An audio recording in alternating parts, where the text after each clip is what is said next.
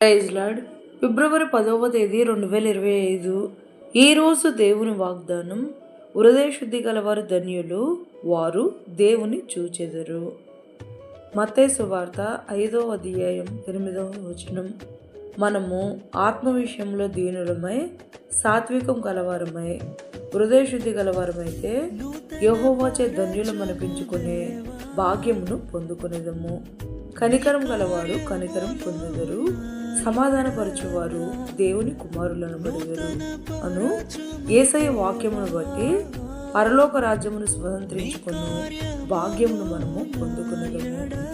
ఈ రోజు వాగ్దానం మన జీవితంలో నెరవేరాలని కోరుకుంటూ, జీసస్ ఈజ్ అవర్ ప్రొటెక్టర్ పరిచర్యలో మీ సహోదరి సుమా.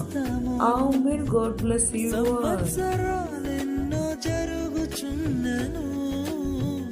నూతన పరచుము నా సమస్తము, పాతవి గతించిపోవును, సమస్తం నూతన మగును. నీలో ఉత్సహించుచు